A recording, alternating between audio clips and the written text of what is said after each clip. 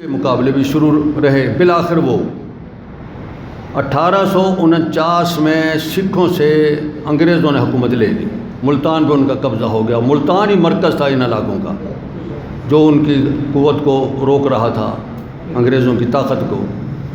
بہرحال ملتان جب ان کے کنٹرول میں آیا تو گویا سارا پنجاب ان کے قبضے میں آ گیا، اور پھر سرحد کے علاقے تک وہاں ان کے مقابلہ ہوا، آگے نہیں بڑھ سکے، وہی رکاوٹ ہو گئی۔ تو بہرحال یہ ہمارا پورا علاقہ جو تھا ان پہ قبضہ انگریز کا ہو گیا 1849 میں۔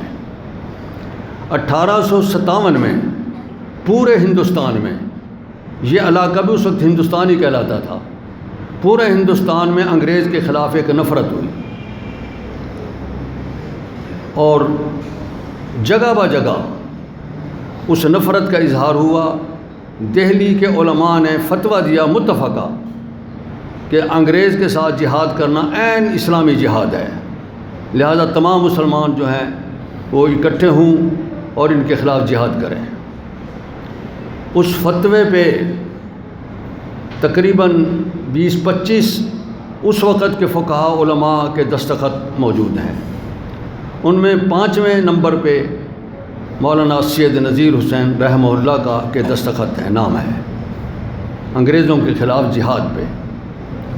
یہ بات جناب ایوب قادری نے اپنی کتاب 1857 میں لکھی ہے، اور انہوں نے نقل کیا ہے اس وقت کے ایک اخبار صادق الاخبار سے، اس سے نقل کیا ہے، اور پورا فتویٰ وہاں مندرج ہے صادق الاخبار میں، اور ایوب قادری صاحب نے 1857 میں اس کو نقل کیا ہے۔ اس میں دستخط سید نذیر حسین رحمہ اللہ کے ثبت ہیں۔ ادھر آزاد قبائل میں جہاد کی تحریک اسی طرح جاری رہی۔ اب ٹکراؤ سکھوں کے ساتھ ختم ہو گیا، ٹکراؤ انگریزوں کے ساتھ شروع ہو گیا۔ پٹنہ کے مسلمان، بالخصوص محلہ صادق پور کے اہل حدیث، ان میں مولانا ولایت علی عنایت علی 2 بھائی تھے، یحییٰ صادق پوری، یہ بھی انہی سے متعلق ہیں، مولانا عبد الرحیم صاحب، یہ بھی انہی سے متعلق ہیں۔ یہ لوگ پٹنہ سے ہوتے ہوئے وہ جہاد کی منظم جو ان کا مرکز تھا وہاں پہنچے، اور ایک پورے ہندوستان میں نظم قائم کیا، جس سے افراد اور پیسہ سرمایہ وہاں پہنچنا شروع ہو گیا خفیہ انداز میں۔ انگریز حیران ہو رہے تھے کہ اتنے آدمی ہندوستان کے وہاں پہنچ رہے ہیں اور اتنا سرمایہ جا رہا ہے، اس کی لینیں کیا ہیں، کہاں سے جا رہا ہے؟ اس پر اس نے اپنا پورا جاسوسی کا نظام جو ہے نا ملک میں پھیلا دیا۔ 1857 کا واقعہ بھی ہو گیا، جس میں تقریباً ہندوستان کے تمام مسلمانوں نے حصہ لیا تھا، بغیر تفریق کسی مذہب کے۔ جتنے مسلمان جماعتیں تھیں سب نے اس میں حصہ لیا تھا، اس میں علماء اہل حدیث بھی شامل تھے، افراد اہل حدیث بھی شامل تھے۔ جہاد کی وجہ سے جو انگریزوں کے خلاف اب ہو رہا تھا، اس کی وجہ سے انگریز کی تحقیق یہ ہوئی کہ ان کے جو مراکز ہیں ہندوستان میں وہ ان وہابیوں کے پاس ہیں۔ ان مراکز میں ایک امبالہ میں انہوں نے مرکز ڈھونڈا، ایک مالدہ میں ڈھونڈا، اور ایک راج محل میں، اور ایک پٹنہ میں۔ 4 مقدمے انہوں نے قائم کیے۔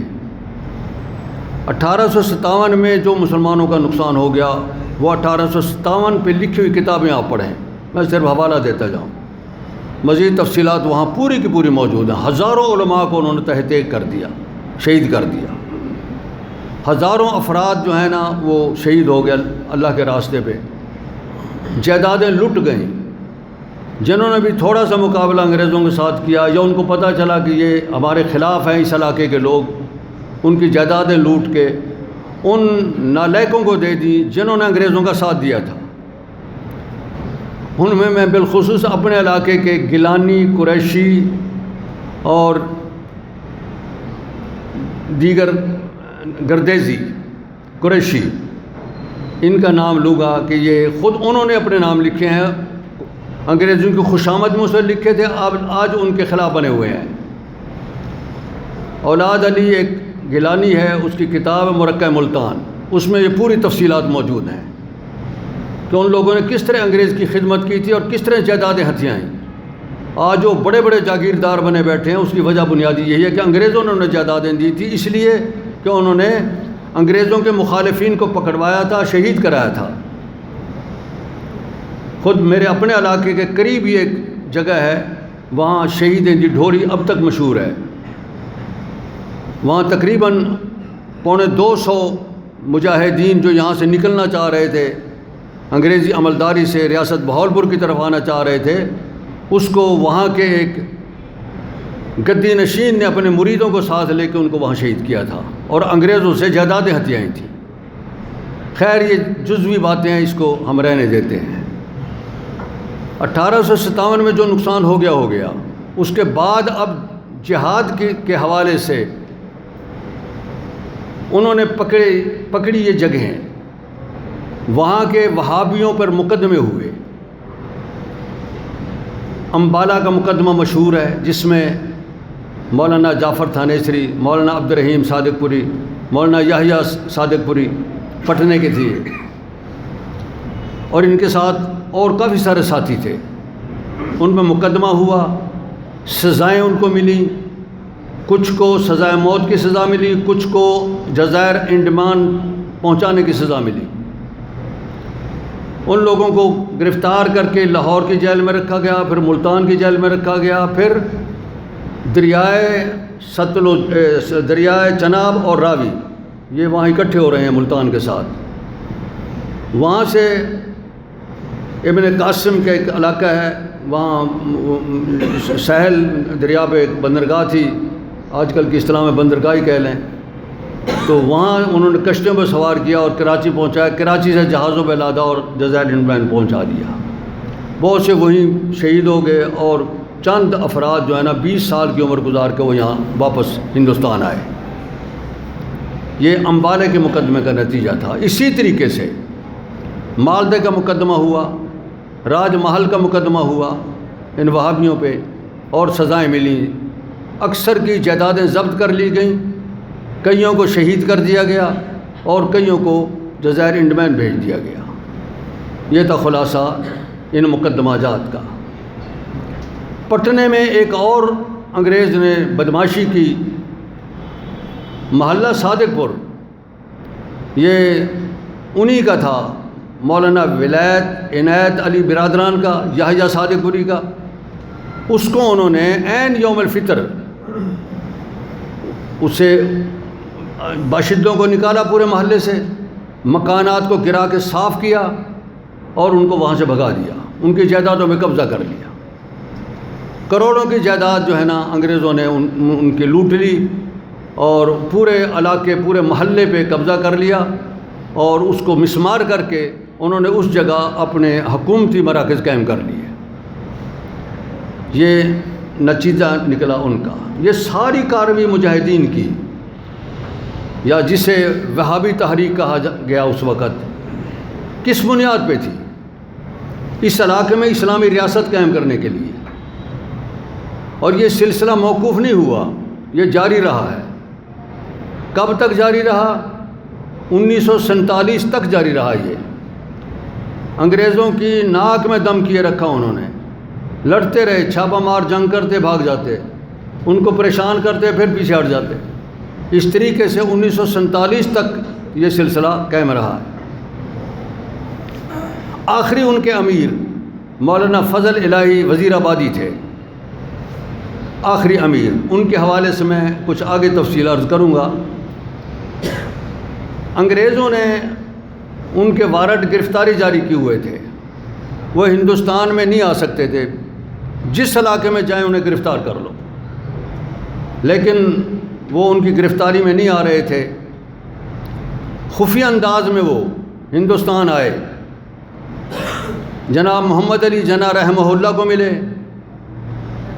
ابوالکلام آزاد کے مہمان بنے دہلی میں، اور دیگر اکابرین جو اس وقت سیاسی انداز پہ اونچے مقام پہ تھے ان سے ملاقاتیں کیں اور انہیں اپنے تعاون کا یقین دلایا کہ آپ لوگ یہاں جو تحریک چلائے ہوئے ہو ہم آپ کا مکمل ساتھ دیں گے، اور آپ کی پوری تحریک کے حوالے سے ہمارا منصوبہ بھی اسلامی ریاست قائم کرنے تھا، اس علاقے کو انگریزوں سے آزاد کرانے کا تھا، آپ بھی آزاد کرانا چاہ رہے ہو، اس لیے ہمارا تعاون آپ کے ساتھ ہے۔ یہ ساری باتیں جو میں آپ کو عرض کر رہا ہوں یہ تاریخ میں ثبت ہیں، محفوظ ہیں۔ چند کے نام لے لیتا ہوں۔ کاروان شوق ایک اسی حوالے سے کتاب ہے، 1857 پہ جتنی کتابیں لکھی گئی ان میں تذکرے موجود ہیں۔ مولانا غلام رسول مہر کی کتابیں، جماعت مجاہدین، سرگزشت مجاہدین، سیرت سید احمد شہید، اس میں پوری تفصیلات موجود ہیں۔ اور اسی طرح مشرق کے 1992 کے قریب کے جو رپورٹیں ہیں بعض نامہ نگاروں کی، ان میں بھی یہ چیزیں موجود ہیں۔ تو بہرحال یہ ان کی تحریک آخر تک قائم رہی۔ یہ تحریک بنیادی طور پہ پاکستان کے لیے ایک اس میں ملک میں ذہن سازی کے حوالے سے ایک بنیاد فراہم کر گئی۔ جب اس علاقے میں آزادی ہند کا نعرہ بلند ہوا تو اس وقت مسلم اور ہندو دونوں اکٹھے تھے۔ ہندوؤں کی، جس میں اکثریت ہندوؤں کی تھی، مسلمان بھی کچھ ساتھ تھے، کانگریس ان کی ایک وہ تھی، پارٹی تھی۔ 1906 میں ڈھاکہ میں نواب صحیح سلیم اللہ خان نے ایک اجلاس بلایا مسلم زعماء کا۔ اس میں محسن الملک، وقار الملک، لاہور کا عبدالعزیز مالواڈا اور دیگر اکابرین جو اس علاقے کے تھے ان کو دعوت دی کہ ڈھاکے میں اکٹھے ہو۔ وہ اس وقت ہم مسلمانوں کی سیاست کے لیے کوئی تنظیم قائم کریں، مقصد ان کا یہ تھا، مسلم سیاست کے لیے۔ اس وقت محمد علی جناح یہاں نہیں تھے ہندوستان میں، یورپ میں تھے، اس وقت انگلینڈ میں تھے۔ 1906 میں تأسیس ہوئی مسلم لیگ کی۔ عبدالعزیز مالواڈا یہ لاہور کے بہت اونچے وکیل تھے،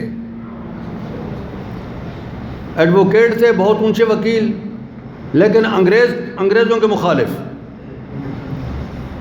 ان کا ہندوستان کے تمام ان لوگوں کے ساتھ رابطہ تھا جو انگریزوں کے مخالف تھے، اور لاہور میں جب وہ تشریف لاتے تو انہی کی کوٹھی پہ آ کر رہتے تھے، انہی کی ضیافت چلتی تھی۔ عبدالعزیز مالواڈا یہ سلفی فکر کے شخص تھے، ایڈوکیٹ تھے، وکیل تھے، مسلکن اہل حدیث تھے۔ ان کے فرزند مرکزی جمعیت اہل حدیث کے نائب صدر رہے ہیں، نائب صدر نہیں، خزانچی، بھول گیا، خزانچی رہے ہیں کافی مدت تک، اور ان کے بعد